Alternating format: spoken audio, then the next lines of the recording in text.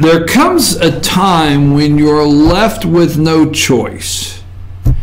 And what I mean by that, and I'm not giving you the green light, I'm not giving Donald Trump the 100% green light on everything, I promise. You have a president of the United States that has made sure through General Kelly, when he was the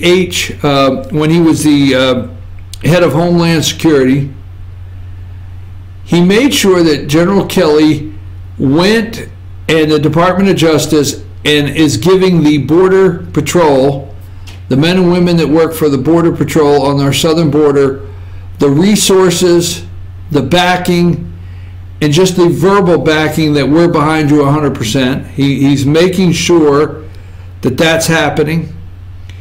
He's aggressively, whether you like Sessions or not, he's aggressively going after and destroying MS-13. He's going to destroy MS-13, okay?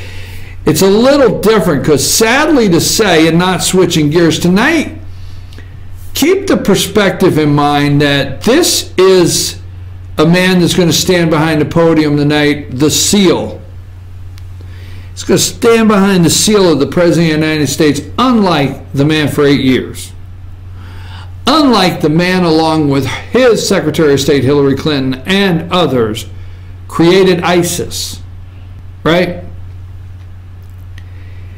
But in 1 year of the State of the Union, in 1 year since he has been sworn in, he is able to unleash our military. He has changed the rules of engagement of war, that he has taken the ties off the hands of our generals in the field, our men and women in the field. He has taken the ties off. The rules of engagement are different. They are not clearing every military action through the White House on a daily basis and trying to run the operation as McNamara and Johnson did in Vietnam. The Trump administration, as Commander-in-Chief, is going to go give the first State of the Union address with ISIS losing 90+% of their territory in 1 year. And you're going to tell me with the same military might? You see, President Trump has not had enough time in a year to crank out new planes, crank out new ships, crank out a new arsenal to take the place of what he inherited as the military equipment that we have, readily available. So the President of the United States, Barack Hussein Obama, had everything he needed to do this.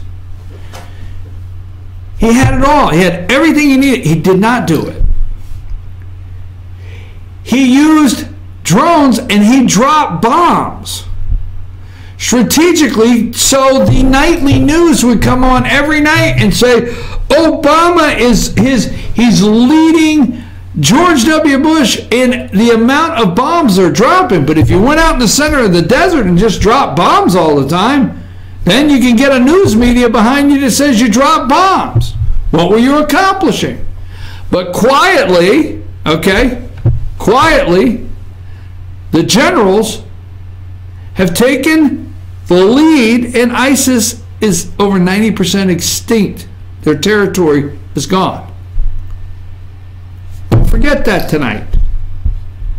Don't forget that. That's the man that made you that promise.